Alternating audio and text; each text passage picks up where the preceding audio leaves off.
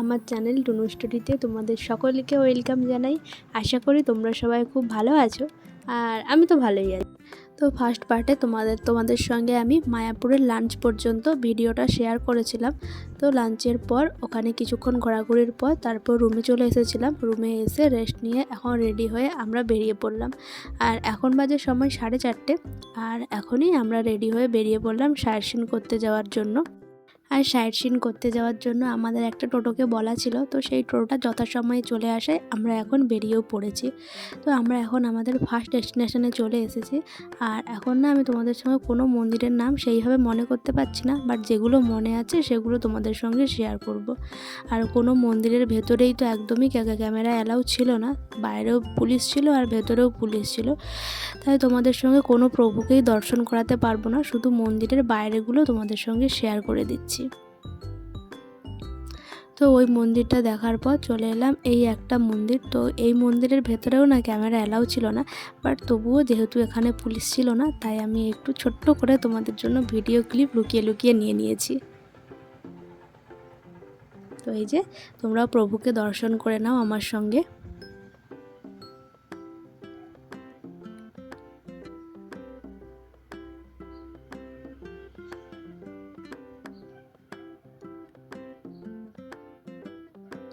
তো তারপর ওই মন্দির থেকে বেরিয়ে চলে এলাম আরও একটা মন্দিরে। তো সব মন্দিরের নাম আমার এখন একদমই মনে নেই, তো যেই মন্দিরের নাম আমার মনে থাকবে তো সেটা আমি তোমাদের সঙ্গে মেনশন করে দিচ্ছি।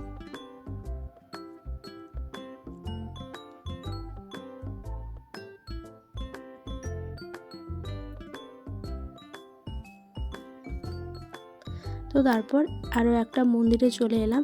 এখানে আমরা বিকেলে ঘোরার মতো অনেকগুলো মন্দির ছিল, তো অনেকগুলো মন্দিরেই আমরা দর্শন করেছি। সব মন্দিরই আমরা মায়াপুরের সমস্ত মন্দির আমরা দর্শন করেছি।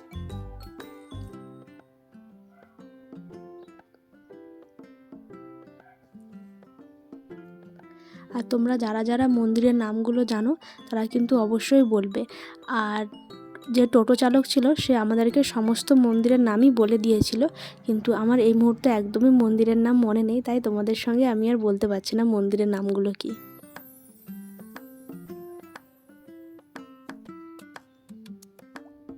তো তারপরে এখানেই রয়েছে শ্যামকুণ্ডু আর রাধাকুণ্ড। তো আমরা এখন শ্যামকুণ্ডুতে নামছি, কারণ একটু মাথায় একটু জলটা ছড়িয়ে নেবো সেজন্য।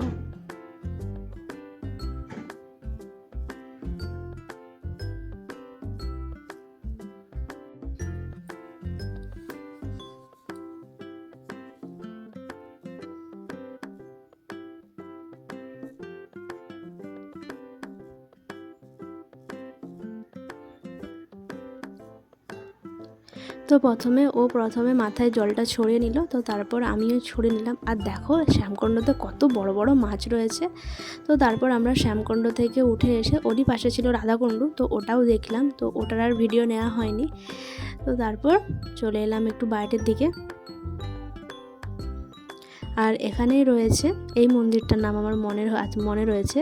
তো এটা রয়েছে নিমাইয়ের মাসি ও মেসোর বাড়ি। তো মাসি আর মেসোর বাড়ি দর্শন করার পর লাস্ট ডেস্টিনেশন আমরা চলে এলাম জগন্নাথ দেবের মন্দির। তো দেখতেই পাচ্ছ এখন কতটা অন্ধকার হয়ে গিয়েছে। তো আমরা সেই 4:30 থেকে বেরিয়েছি, আর এখন বাজে 6:10-15 হয়ে গিয়েছে।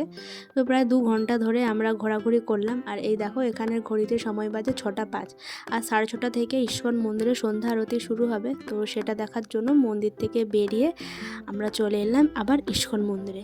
তো ইস্কন মন্দিরে এসে আগে রাতের ডিনারের জন্য গীতা ভবন থেকে আমরা আগে কুপনটা কেটে নিলাম। কুপনটা কাটার পর তো তারপর এবার আমরা চলে যাব সন্ধ্যা আরতি দেখার জন্য।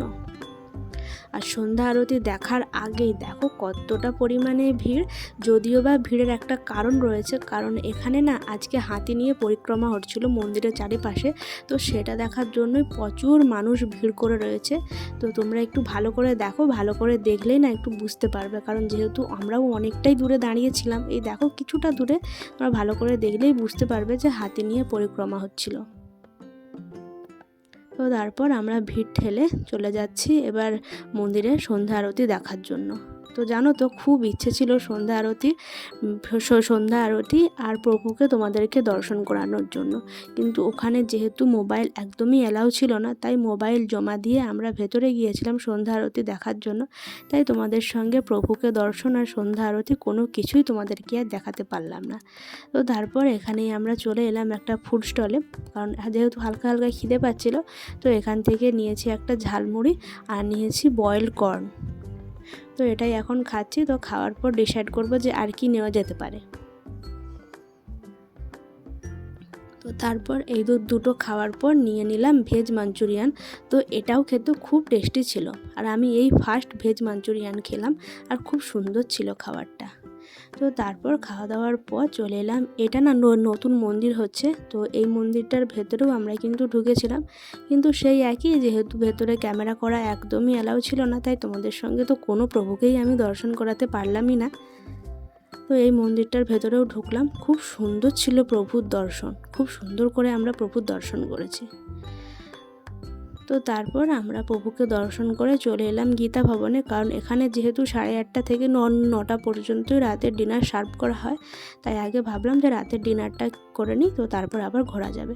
তো এই যে আমরা এখন লাইনেও দিয়ে দিয়েছি, আর এই যে আজকে রয়েছে গীতা ভবনের আমাদের ডিনার। তো চলো আজকের এই ডিনারটা দিয়েই, ভোগ দর্শন দিয়েই আজকের ভিডিওটা এন্ড করলাম। তো ততক্ষণ তোমরা সবাই ভালো থেকো, সুস্থ থাকো, টাটা।